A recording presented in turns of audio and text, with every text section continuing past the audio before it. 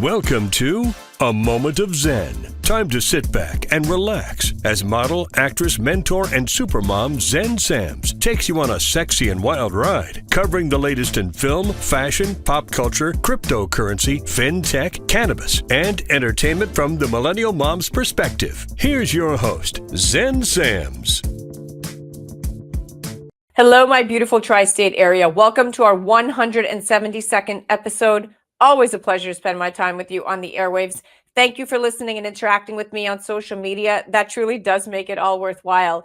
Please make sure to follow me at Zen Sams. That's Zen with an X, not a Z. And also remember that all episodes of A Moment of Zen stream 24/7 on your home TV in Kathy, Ireland, worldwide. Of course, you can always find us directly on our YouTube channel, Zen Sams. Up next in the Going Deep segment brought to you by CO2 Lift, we're taking you on a wild ride. We're featuring Blaise Ffrench, mega influencer, actor, and entrepreneur with over 5 million followers and counting. He's joined by actor model Broderick, an Ebony 100 and BET icon who launched a personal branding digital masterclass, Sell Your Look. Broderick pivots his career towards wellness and travel.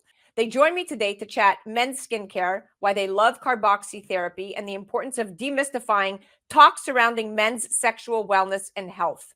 In the Discover Your Potential segment brought to you by Smart Pet Talk, we're joined by contributor, podcaster, and regular co-host Dan Gilman, and today he's joined by Amanda Goodwin, CEO of LogATot. She's a transformational leader renowned for her storytelling and strategic marketing expertise with a proven track record of driving brand visibility and stakeholder engagement. They're going to join me today to chat all about the childcare industry and how LogATot is improving the lives of family childcare providers using voice-activated prompts in the classroom. In our Cannabis Culture segment brought to you by FinTech TV right here from iHeart headquarters in Midtown Manhattan, we're featuring Ricardo Capone, CTO of Dr. Green NFT, the world's first legal blockchain on-demand botanical delivery. Today he's joined by Chloe Villano, founder and president of Cloverleaf University, a pioneer in the cannabis industry, and she's played key roles in establishing Colorado as a global leader. They're going to join me today right here from iHeart headquarters to help me demystify stigmas surrounding the cannabis industry, its unusual evolution onto the blockchain and NFTs, and how it all fits into the global legalization of the industry. In the Express Beautiful segment brought to you by Skin by Sari, celebrity cosmetic injector Sari Katz discusses the new trend of the Botox facelift and what it all entails. Stay tuned for Amanda Goodwin and Dan Gilman chatting childcare industry and how LogATot is improving the lives of family childcare providers. You're listening to A Moment of Zen right here on 710 WOR, the voice of New York, iHeartRadio. We'll be right back after this. A Moment of Zen is brought to you by Your Home TV with Kathy Ireland and their channel partners. Head to yourhometv.com for free, family-friendly programming, streaming 24/7. The Kelly Williams Show is brought to you by Serendipity Yacht Cruises and Events. Tune in and turn on your happy. Kelly Williams is full of energy and incredible guests. Watch her anytime, free programming on Your Home TV network, and do follow her on social media for a chance to win monthly prizes. Check out The Kelly Williams Show on yourhometv.com. Tune in to A Moment of Zen, Saturday nights from 9 to 10 p.m. on 710 WOR, the voice of New York. Welcome back, beautiful tri-state area. You're listening to A Moment of Zen right here on 710 WOR, the voice of New York, iHeartRadio. I'm your host, Zen Sams. Up next in the Discover Your Potential segment brought to you by Smart Pet Talk, today we're joined by our regular contributor and co-host Dan Gilman, and he's joined by Amanda Goodwin, CEO of LogATot. She's a transformational leader renowned for her storytelling and strategic marketing expertise with a proven track record of driving brand visibility and stakeholder engagement. She's had a rich career spanning roles at Little Sprouts and Life is Good Kids Foundation, and now LogATot, the first voice-activated childcare management software and the only software specifically designed for family childcare providers. They join me today to chat all about the childcare industry and how LogATot is improving the lives of family childcare providers nationwide. Welcoming now to the show is Amanda and Dan. Welcome, superstars. Thanks so much for having us here. Thank you so much for coming on, Amanda. My pleasure. You are a trailblazer. You clearly have a passion, lack of better words, for improving the lives of children, families, and caretakers, which now has brought you to LogATot, the Yeah. first voice-activated childcare management software, which is built to ease the data entry workload for family childcare providers. Before we dive too deep, can you tell us more about the mission and vision of LogATot? Sure. I mean, really succinctly, the mission is to provide family care providers more time, more income with less stress.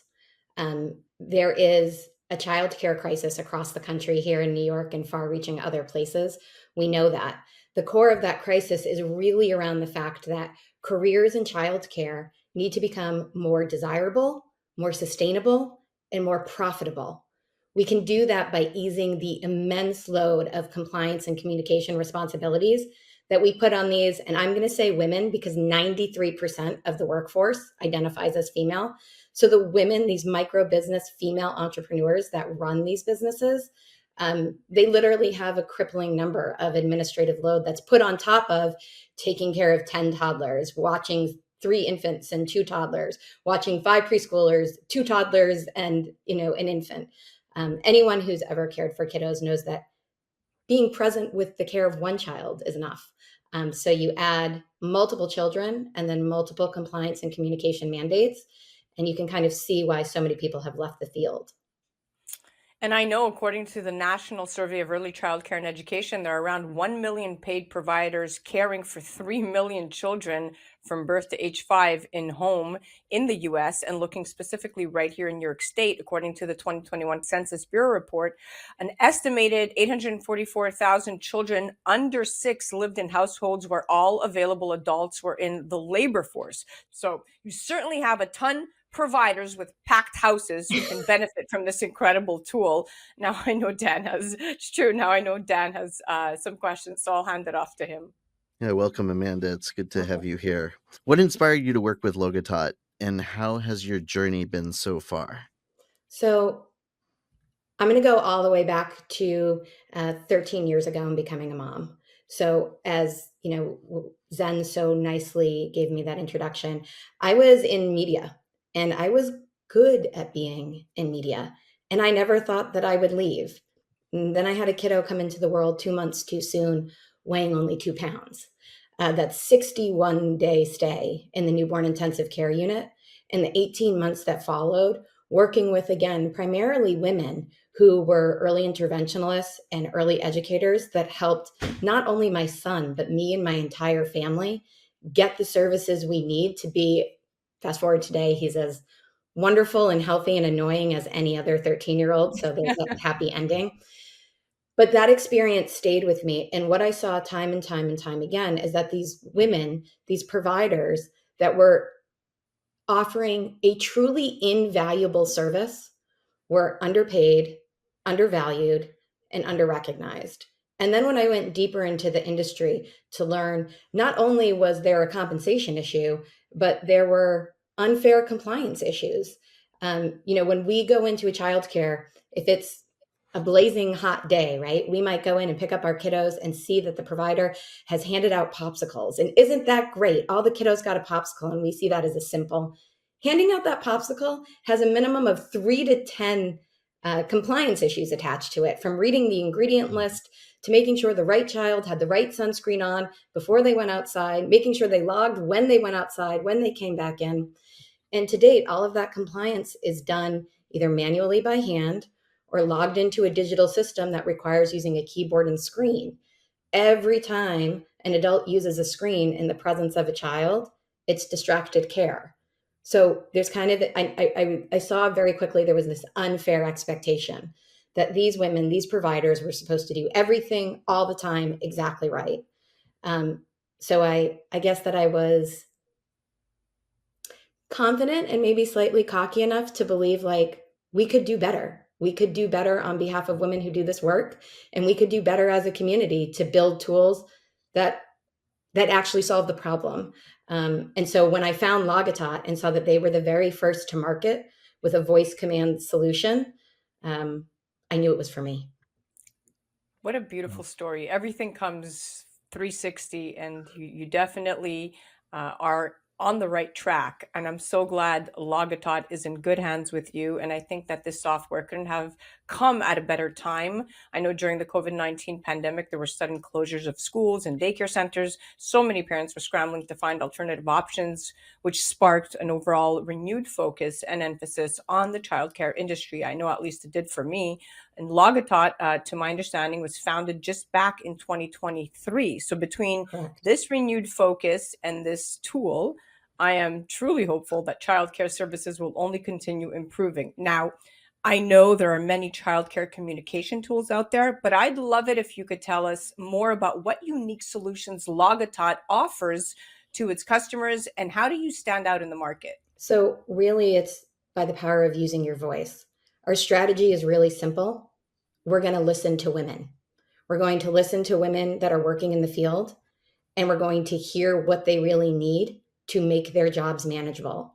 What they need is they need to be able to do things like hand out popsicles and log that activity in real time, not go back on unpaid hours on their own Saturday, on their own, dinner time when they're supposed to be with their family, and go back and fill in logs, which is what gets done again and again and again.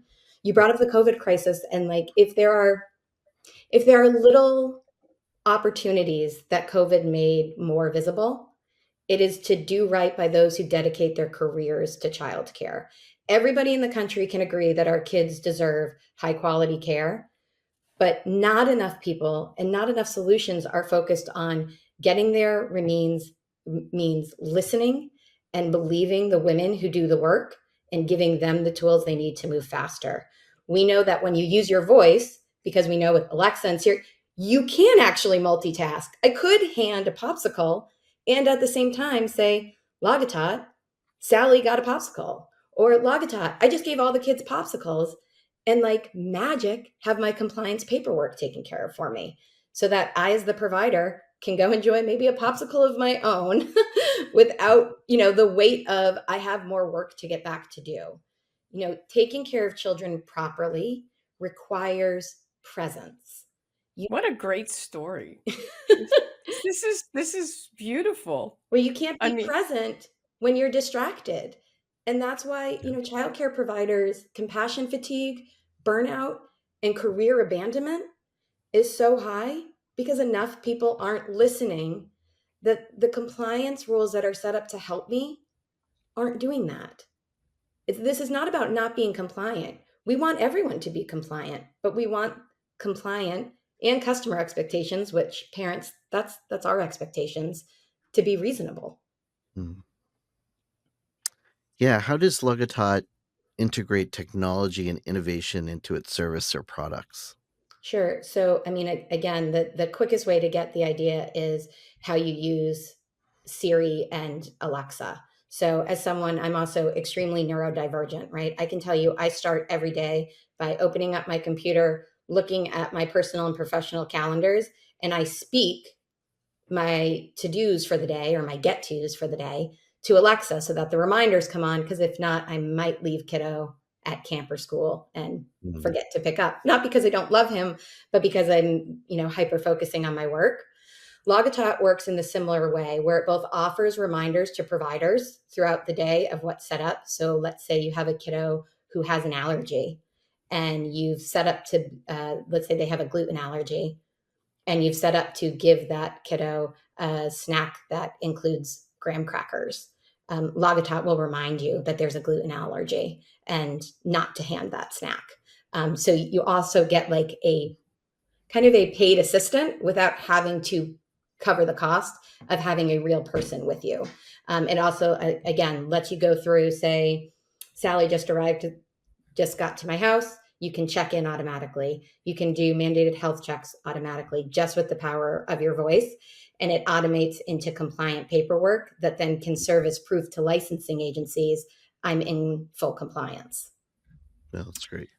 wow, those total case studies there where LogATot is making significant impact. And I love that. I truly think that because LogATot is voice activated, not only does it benefit these providers who used to have to manually catch up on compliance, like you said, during unpaid hours, which I think is horrible, but it can reduce adult screen time, right, by more than 50% around the children in their care, which for me is incredibly important as a mom, because this allows providers to stay more connected, like you mentioned earlier, alert, and keep the screen influence to a minimum. Yeah, there's not a healthcare provider or health agency in the world that doesn't advocate for zero screen time for kids 0 to 5. Now, let's be honest, that's not practical in 2024.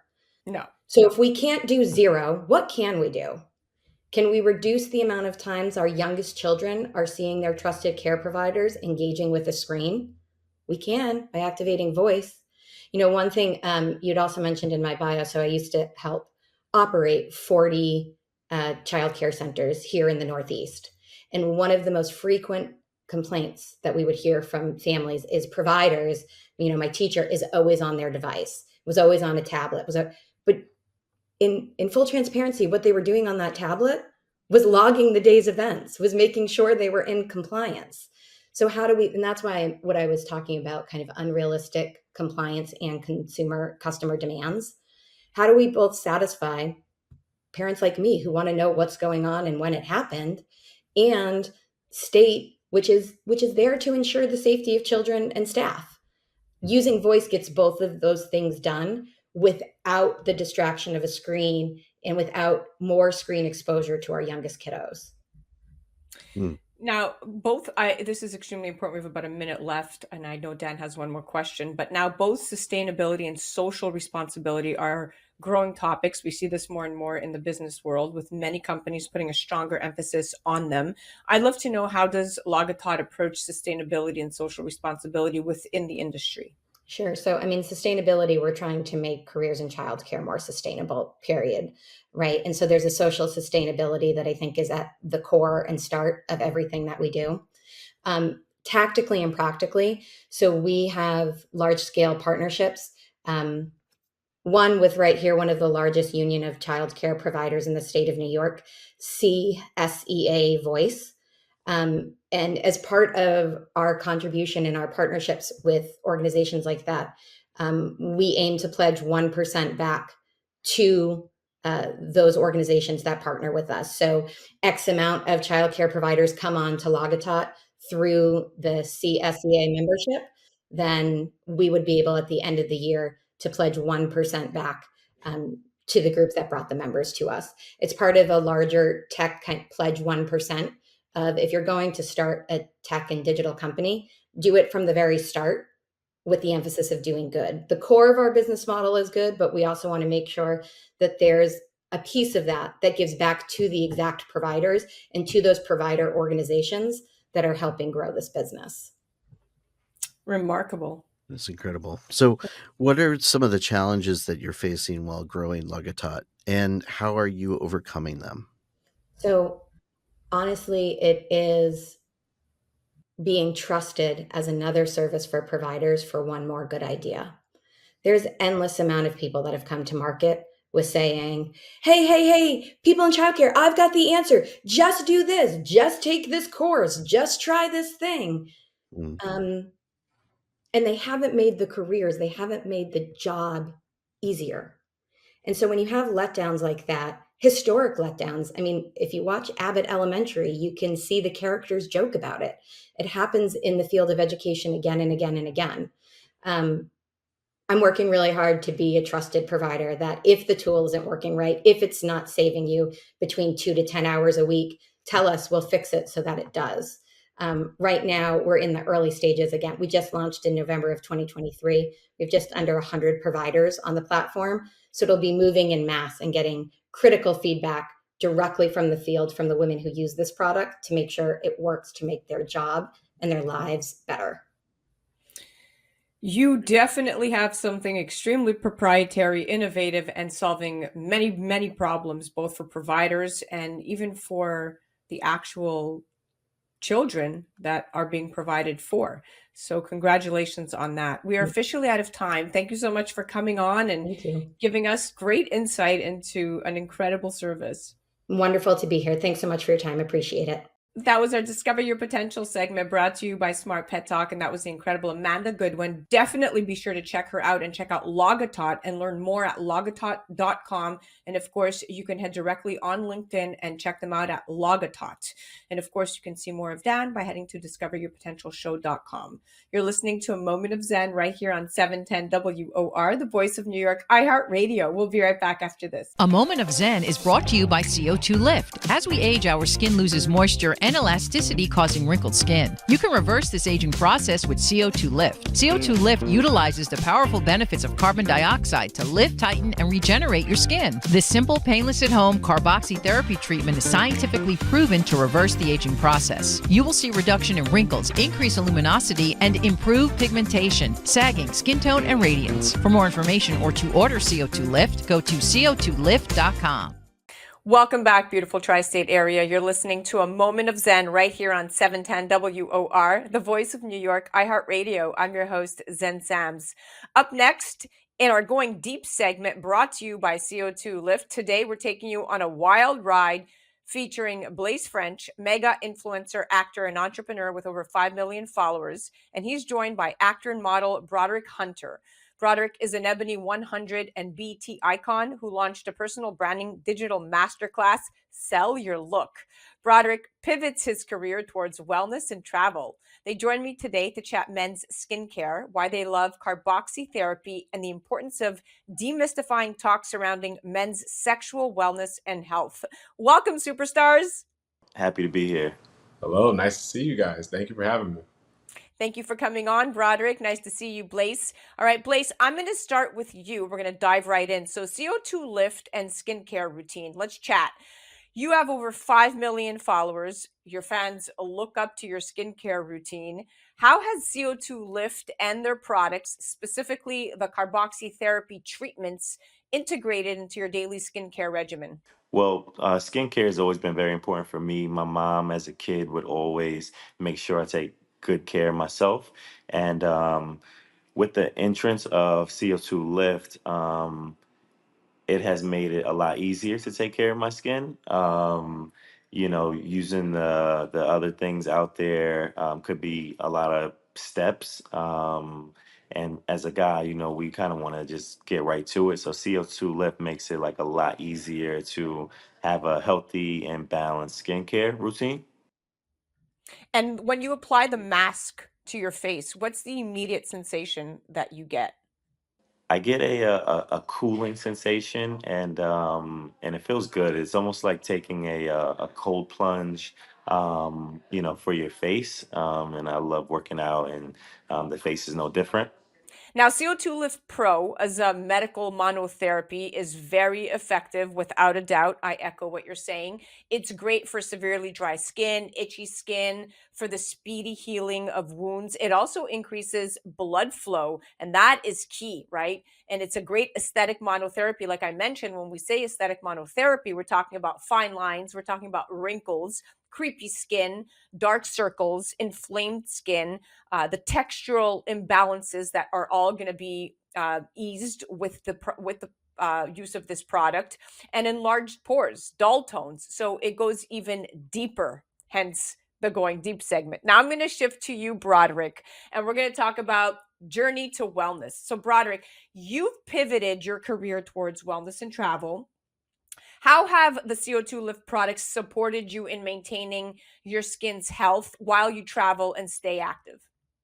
CO2, I started using CO2 about a few years ago through Lana, and she had an amazing product. The more I started to incorporate those products like the Xena CO2 tablets into my regular regimen is when I started realizing that I needed more products that worked when I'm on the move, because my lifestyle was already structured in a way that was going to require me to be so fast paced. So sometimes the whole regimens with slowing down and being stuff in your in the bathroom in the luxury of your own home only go to a certain extent. So I feel like with CO2, it allowed me to not only have the products that elevated my skincare routine on the go, but I was also able to incorporate it in my at-home regimens and being able to share the story of how I can further revitalize my skin on an easier platform, and easier on my platforms, easier than just recommending a bunch of several different products every now and again. So I was really grateful to find CO2 helpful in terms of like including it into my travel regimens as well. Your skin looks fantastic, and I know that CO2 lift increases hydration statistically by 117%. So I echo your sentiment. I'm getting on a plane a couple of days from now, and I'm stocking up on my CO2 lift mask. We know from clinically verified and clinically researched data that it increases the presence of wound repair factors and growth factors, which help cells turn over faster, and this reduces the appearance of aging and scars and stretch marks and all of that stuff that we don't want. It stimulates collagen and elastin production, which promotes elasticity and helps retain hydration. So it's an all-around great product, especially for scars, acne, and hyperpigmentation. Now, Blaise, I'm going to pivot to you. So we're going to talk about effectiveness of CO2 lift. So as an actor and an entrepreneur, you're always in the spotlight, just like Broderick. Can you share how CO2 has helped maintain your skin's health and appearance despite your busy schedule? Everyone always says like black don't crack, and as I think that is very true, but it's so important to, have products that help make that statement true. And CO2 lift makes it easy and makes that black don't crack statement come true. So CO2 lift is really easy to use, and especially with the on the go lifestyle and traveling and always on the plane. Um, I need a product that kind of just works really fast and very effective. And CO2 Lip does a great job of doing that. I love that you brought up travel. That is the number one use case for me, at least, because I'm always on the go. All right, now we're going to go back to you, Broderick. So we're going to talk about carboxytherapy and male grooming. So as someone who has launched a personal branding digital masterclass, how do you incorporate carboxytherapy into your grooming routine, and what benefits have you noticed as a result of consistently using the CO2 lift mask? Mm. Well, taking it back to my early days of cutting hair, so I started out with barbering was my main passion when I was starting to do my self-care journey. So I was into razors, clippers, doing lineups and such like that. And what I realized at that time, there was only a few different types of products that would be available for guys to treat their hair post haircut treatment. So you had alcohols, which would dry out your skin, and then you would have like all these other post treatments, like those little hyperpigmentation things that'll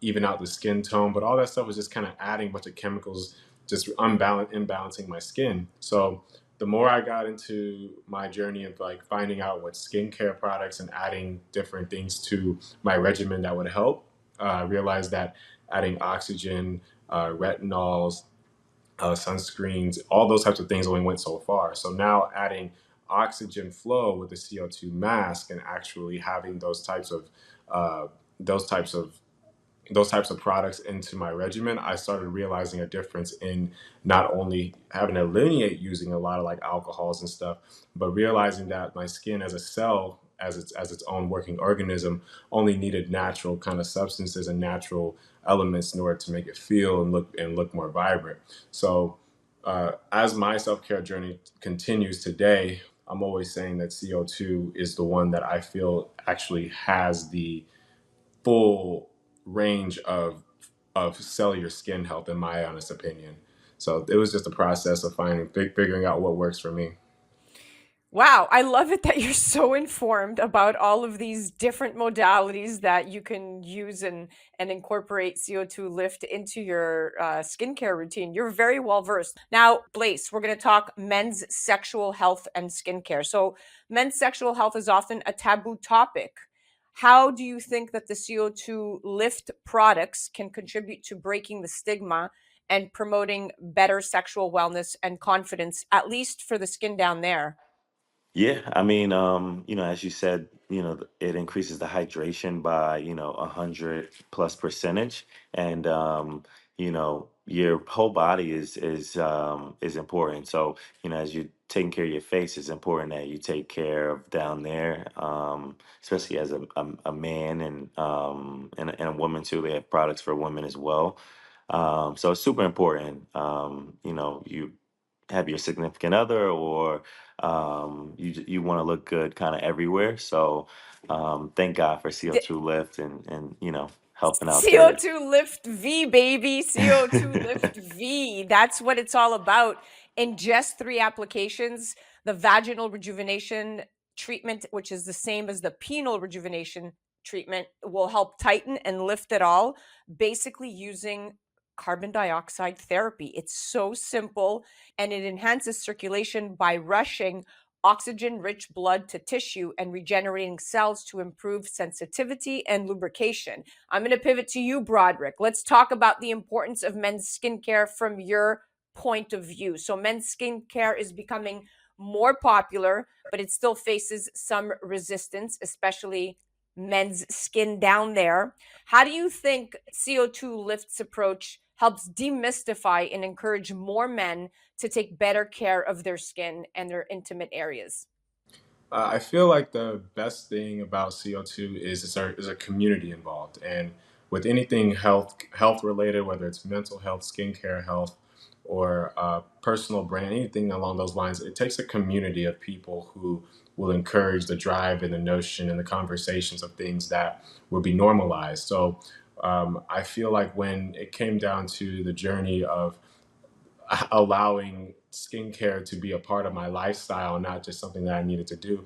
It came down to how much I actually loved and cared about myself. We have one vessel to take care of, and taking those practices like incorporating different products, trying new things, and seeing what is done for other people will encourage other people to go about taking on those new regimens. So I feel like in my personal journey, in my doing my due diligence, I find honor in sharing different types of ways to encourage growth and also structure into a man's life that relates to self-care. So that I feel like that's a big part of self-care, is recognizing all parts of your body and not just the face, body, the muscles. All that stuff has to have some type of knowledge for it. So Men have to start talking about this more often. Now, Blaise, let's talk about personal experience with this incredible carboxytherapy mask.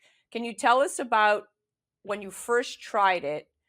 Why do you believe it's an essential treatment now going forward, not just for your face, but overall skin health, including your intimate areas? Yeah, I just think the effectiveness and how fast it works.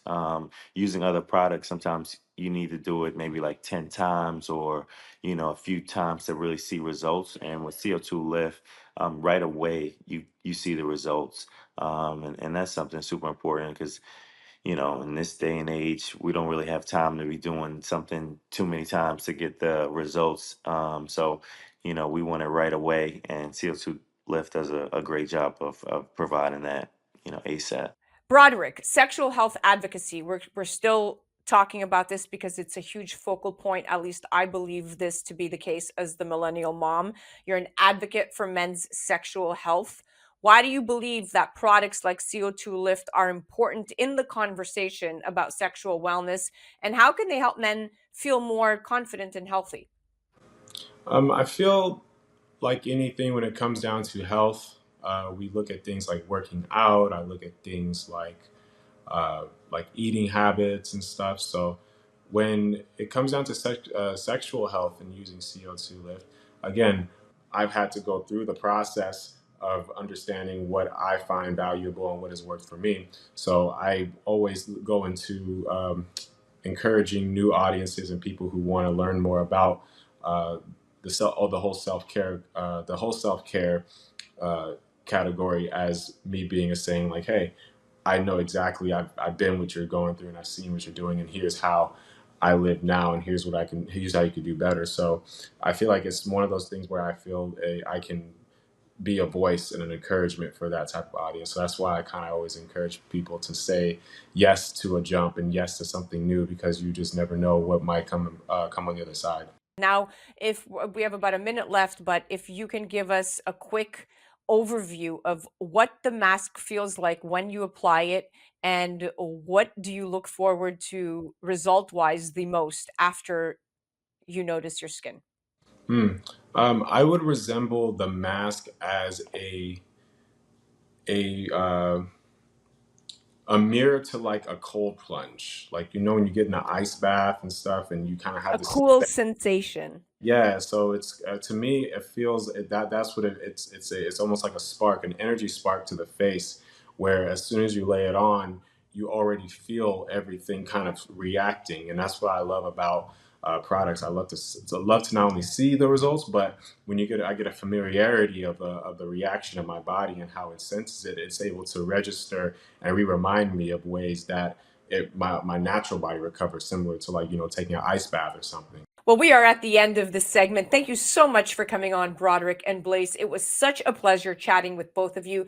Thank you for being so transparent about your men's skincare routine, including the skin down there. Yeah, Zen, always a pleasure. You're the best. The CO2 Lift Pro is the strongest version of carboxy gel, and it's only available at aesthetic and medical providers. But you could go directly to co2lift.com or on Amazon and purchase the CO2 Lift Mask. It's an in-office or at-home treatment that delivers CO2 cutaneously over 35 minutes to an hour, a transdermal, non-invasive facial mask recommended for post-procedure care after invasive procedures. That was our Going Deep segment, brought to you by CO2 Lift.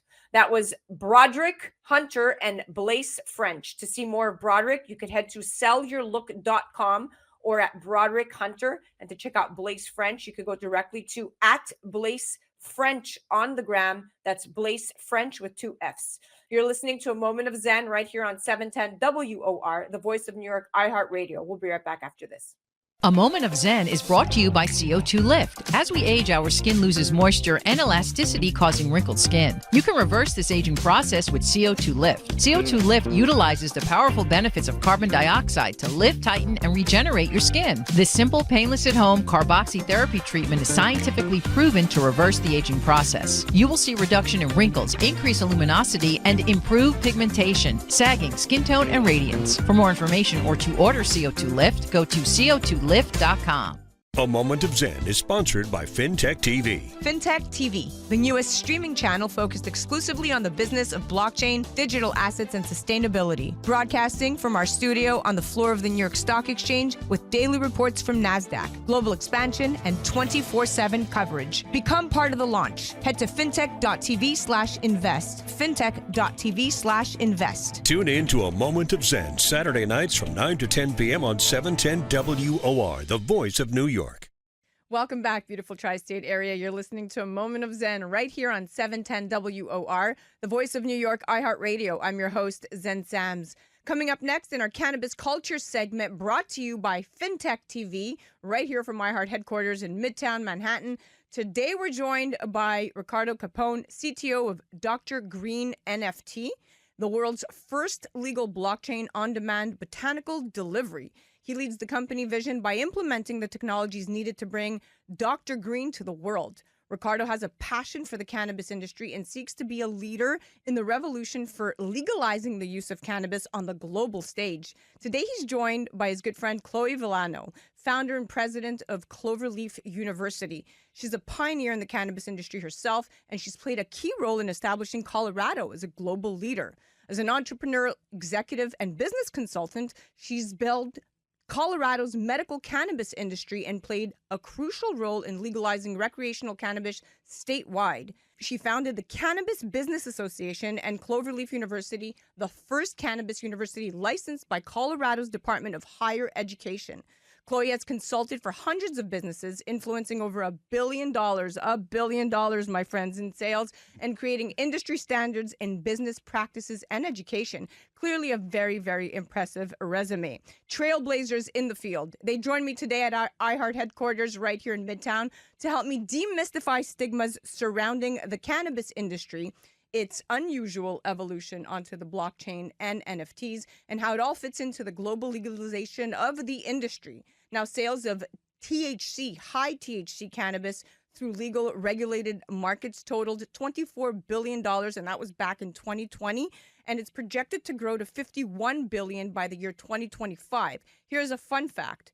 Israel has the world's highest rate of national cannabis use, with 30% of its population aged 16 and over reporting consumption of high THC cannabis in the past year alone. Interesting. Welcoming now to the show are my dear friends and experts on the microphone, Chloe and Ricardo. Welcome to the show, superstars. Hey. Thank you for having us. Yeah, thank you for that, Zen. Really Yes. nice introduction. Amazing. All right, so I'm so happy that you guys are both here. You're speaking my love language in so many ways. But first, for those listeners, this all comes down to the bottom line of money, guys. The rapid growth of the cannabis industry is fueled by the increasing legalization, as we know, and use of the age-old plant for medicinal and recreational purposes. And blockchain integration, whoa, that takes this all to the next level, because that offers significant benefits to the cannabis industry, including improved supply chain transparency and enhanced security. We were just talking about this, and even more efficient transaction processing, right? A study by Markets and Markets estimates that the blockchain market size is projected to grow from $3 billion in 2020 to $40 billion by the year of 2025, and that's just 1 year away. Now, Ricardo, let's chat what you specialize in, blockchain and cannabis. Yeah, it's a great crossover. We've started in the medical cannabis field for the last 5 years, really, and we focus on biotechnologies for human ailments. What we do is we take DNA samples of our patients and we run them into our lab, and we cross-reference their DNA profile with genetic profiles of plants. So when we analyze the cannabis plant genetic, we look at the mitochondrial genetics and the nuclear genetics. And what that gives us is a full breakdown of the constituent parts of the plant that are able to solve a particular person's problem. So if we've got a guy with epilepsy, for example, we take a swab of his mouth and we have a look at the best way or the best plant to be able to treat this particular human. So it's crossing DNA of people with plant genetics. And from there, we've built our business model. Where it gets really interesting is we discovered that the mitochondrial and the nuclear genetics, they never change, all the way from seed through to the bud until it's smoked. So that allows us to identify the plant all the way through its journey. I'm sure you've heard of seed to sale traceability before, but there's nothing quite like this, because what we're doing is we're creating encryption key pairs based on the plant's genomics. So we essentially have an algorithm that creates a key pair from the genetic of the plant, and the public key goes onto the packaging, but it follows the seed throughout the life cycle. So when the customer has the packet, or the patient has the packet of cannabis, they can scan that QR code on the outside and they can see the full history of not only where their cannabis has come from, but how much water was used to grow the plant, what chemicals went into it, how many humans have touched it, what temperature or humidity was the room at, how long was it in storage, and what percentage of nitrogen is in the packaging. All of the metrics coming out of our facility go into that software. So it gives the consumer confidence that the cannabis has been on a legitimate, regulated journey to end up in the palm of their hands. Wow. Also, beyond that, the regulator can take out the cannabis from the packet. They can genome sequence it, either in our lab or another lab local to them. It doesn't really matter because the genome never changes. And that genome sequence will be the private key that unlocks the public key on the packet.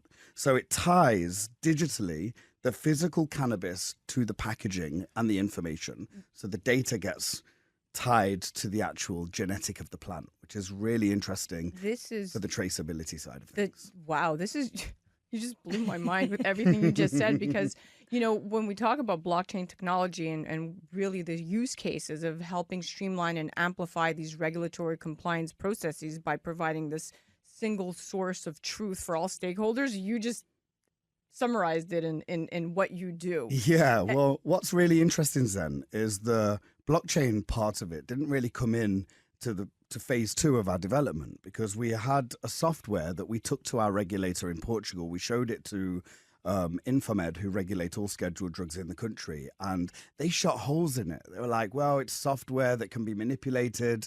You could change the data as you're a software engineer. You could potentially be hacked. We're only hosting it on Apache servers and things like that. And they were right about all those points. And it was when we sat with our CEO, Maximilian White, who's a real visionary in this cannabis space, he suggested to me that I go and look at blockchain technology to solve that problem. And that's where I started to research a little bit more about how the blockchain could be effective. Portugal has a fantastic Well, there you go. relationship. I'm going to with get to that in this. just a sec, but I'd love to hear from Chloe as well. But Yeah. you are on the money, on the money. I mean, smart contracts, right? They automatically verify the identity and eligibility of a customer and calculate and collect, the appropriate taxes and update the inventory and sales records. So this fits into exactly the ethos of blockchain technology. But Chloe, you're an industry leader. Let's talk about industry leadership. So you've been instrumental in establishing Colorado as a leader in the cannabis industry. What were some of the key strategies and actions that you took to achieve this, and how can other states replicate this success is what I'm most interested in. Yes, absolutely. Well, we looked at the problems that we were facing, and we really looked at that patients needed access to cannabis for medical reasons. And we started with medical marijuana. And so I consulted many government agencies, including the First Department of Revenue's Marijuana Enforcement Division, the Department of Agriculture, DORA, all of these agencies that came in and said, how can we create a system where we can get patients access to medicine? And so, we really listened, and we looked at other commodities that would be sold and how they would be regulated. And we started the development, and it changed rapidly from where we started to where it is today. And boy, you've come such a long way, because, we have a few more years ahead of us before mass acceptance, if you will. But now that you've taken it to, or not you particularly, but companies like, Dr. Green NFT, by using these blockchain-based platforms, such as laboratories or certifiers, cannabis producers can now submit their product, right? If you think of it, for testing and certification in such a secure and transparent way. And we're always talking about trust, right? And the testing and certification results that are stored and shared on the blockchain, those create a tamper-proof and trustworthy record. And that's what it's all about. That can be accessed by consumers, regulators, and other stakeholders. How Ricardo just easily, so eloquently put in his first answer. Now, Ricardo, let's talk about global vision, because that's what we're really talking about, right? So you have a passion for the cannabis industry, and you really seek to lead its global legalization. That's at the heart of it all. But what steps do you believe are necessary to achieve this worldwide acceptance and legalization, and how is Dr. Green NFT contributing to the vision? That is such a great question. And I think that the most important step, as you've pointed out, is transparency. Being able to enter into markets where the government, the regulators, can be confident that the supply chain is regulated cannabis, and spoofing the introduction of black market cannabis to a legal supply chain is virtually impossible in this environment, because you can check and you can actually highlight those incidences where that happens, and people can be held accountable. If we're providing a responsible platform to give patients access to this cannabis, then that's something that we are looking to do globally. And what we will do to facilitate that, with our licensing from Portugal, we are able to transact cannabis on the blockchain while using ERC 721 tokens to facilitate the transactions. Now, where that got really interesting, you mentioned smart contracts. Our smart contracts contain our cannabis licensing, and they have rights, like affiliate rights, for somebody to be able to transact our cannabis on our blockchain without having to jump through all of those hoops that it would take to go and start your own cannabis company. So if you were to begin, then I'm sure it's very expensive as an endeavor to get into the cannabis industry. It's almost unattainable to the small business guy to build those facilities, to get that regulation, to get the licensing, to build your distribution, to prove your strain stability. All of these key factors that go into actually having a successful cannabis company can cost a lot of money and time. With our token, a person can purchase our token, an entrepreneur who wants to enter the cannabis space, and they can find patients, they can onboard, and we can facilitate, as the regulated company, the actual growing, packaging, and delivery of that regulated medical cannabis. And so that means that more uptake of entrepreneurs who can distribute will happen through this platform, and more safety and security for the end user. So innovative. Wow. Now, Chloe, Cloverleaf University, as a pioneering educational institution in the cannabis industry, without a doubt plays a crucial role in setting industry standards. With more than, to my understanding, 300,000 students worldwide, your university has established itself as a leading provider of cannabis education and training. Now, as the founder of Cloverleaf, the first licensed, let me say, cannabis university, how do you see education shaping the future of the industry, and what new educational initiatives, per se, are you currently working on? Well, it's interesting because in Colorado, how we were able to really legalize in the state of Colorado first was we did the SAFER campaign. Cannabis is safer than alcohol. And that was an educational campaign where people realized, wow, it has a stigma, this reefer madness, but it really is safer. People make better decisions on it than they would if they were, really drunk. And so when we compared it to that, people understood from a responsible consumer standpoint, what we were trying to, the industry we're trying to create. So I think education is really the foundation. Not only that, cannabis has been illegal to research up until now. So we don't have any research with this amazing plant that has so many medical benefits, economic benefits, and can do so many things for the world. So with so many people coming to the university, and I mean, we had football players coming, they had traumatic brain injury. They wanted to see if they could get help. We had people coming from all over seeking education because somehow they knew that this plant would help them. And even regulators, because they knew that this is a $1 billion underground market. And if we can regulate it, we can provide safe products and we can give access to patients. Oh, yeah, without a doubt. And due to the lack of quality and safety standards in the cannabis industry, many consumers are just unsure about the authenticity and the potency and the purity of the products, right? So you are 100% right. Now, Ricardo, let's chat challenges and solutions. So what are some of the major challenges you've encountered while integrating blockchain with cannabis delivery, and how have you addressed them to ensure compliance and security? Absolutely. Different countries have different regulations, obviously. The UK, being one of the first countries that we're launching in, has perhaps one of the most strict medical certifications for cannabis. And the vertical that you have to create in the UK consists of your WDL, which is your wholesale distribution license, and then your scheduled 1 and 2 controlled substances license. And on top of that, you then have to get your manufacturer specials license, and then your CQC, which is your clinic license, to be able to deliver. And then bringing those doctors who can prescribe also in the United Kingdom is a very big challenge. So that vertical for us in the United Kingdom was perhaps one of the most challenging parts, which we have successfully completed. So we've overcome that. Well, then that is not a challenge anymore, but a failing forward learning curve. Yeah. Now, Chloe, let's chat policy and regulation. We have under 3 minutes left, but your work in policy and legislative consulting has been pivotal.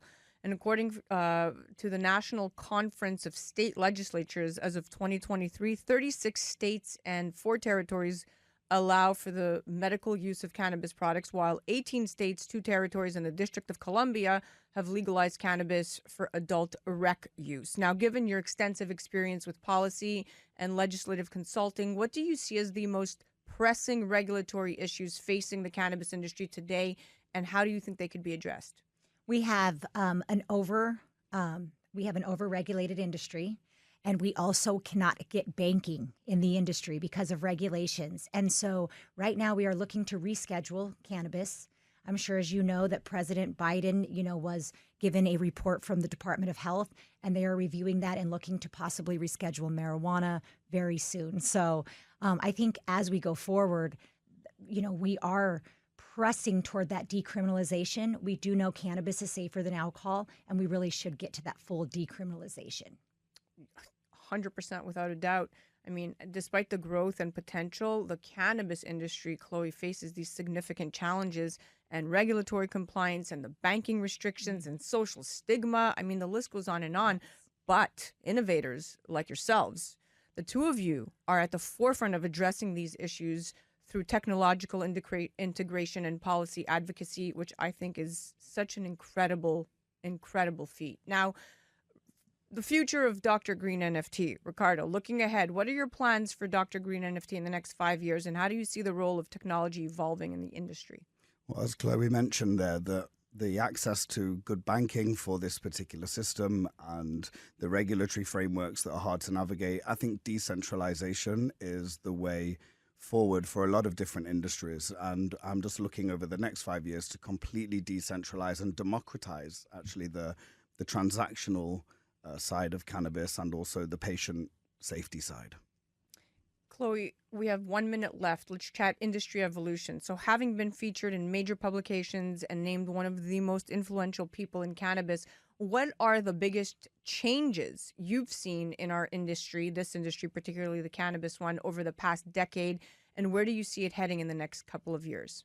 I think it was so interesting when we legalized medical marijuana, we understood that patients needed access to medication. And all we had was opioids, and we were in an opioid crisis. And as we go forward, now we had recreational on the ballot, and we realized nobody should be in jail for marijuana. And so I think that there's been this evolution. We need to free our prisoners. We need safe access for patients so they don't get addicted to opioids. And we need to decriminalize cannabis, as it is a very safe substance that offers a lot of solutions for many people. Couldn't agree more. Well, we are at the end, my dear friends. Thank you so much for coming on and being so transparent and full of education. I had a great time chatting with you today. Thank you for having us. Appreciate it.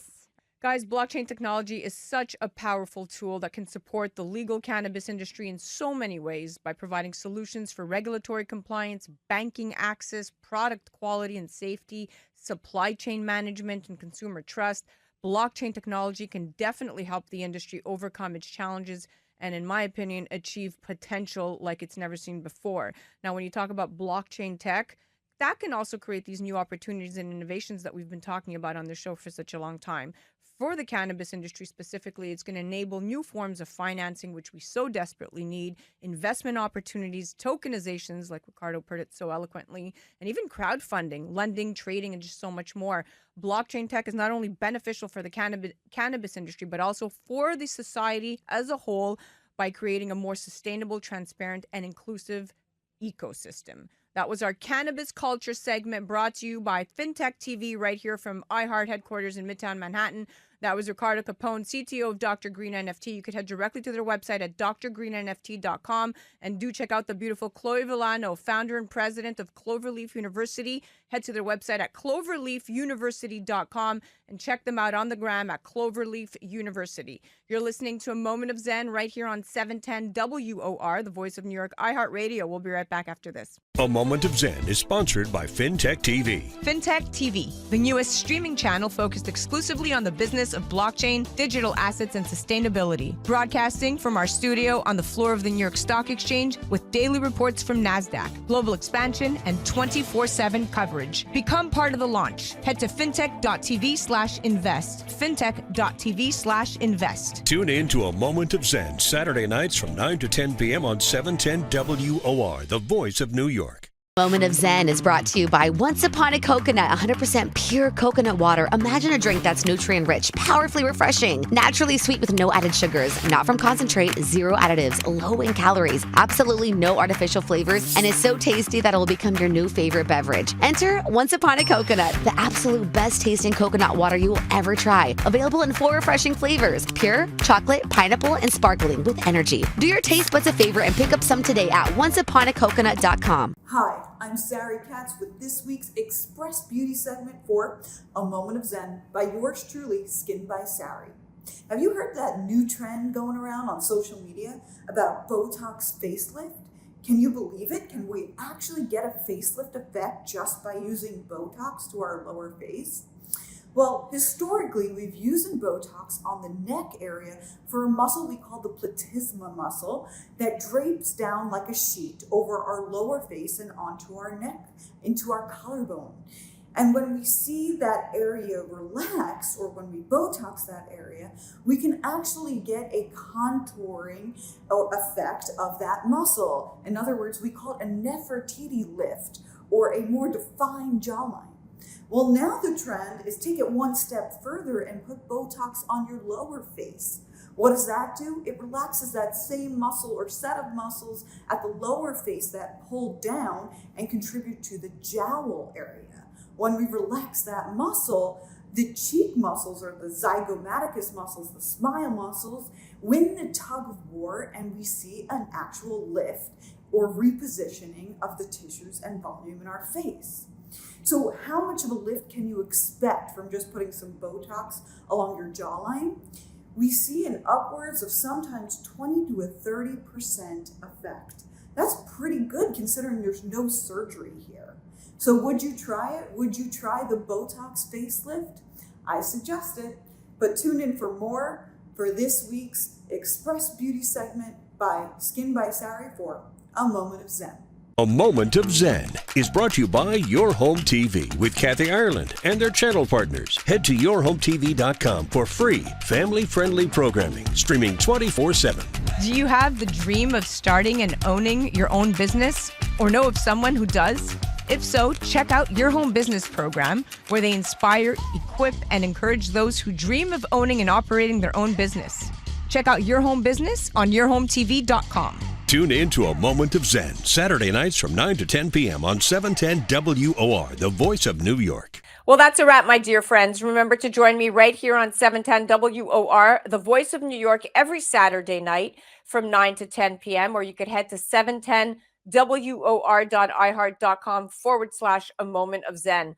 Also remember that we're live on Traverse TV Sundays at 1 p.m. Eastern, YouTube Sundays at 2 p.m. Eastern, and all episodes of A Moment of Zen are available on Your Home TV and Kathy Ireland worldwide streaming platform. You can head directly to our channel. It's free programming to you at mox.yourhometv.com. Thank you for listening to us. It's been an absolute pleasure being your host. Thanks again to all of our sponsors that continue to make the show possible. And remember that happiness is the only thing that multiplies when you share it. We'll be back next week.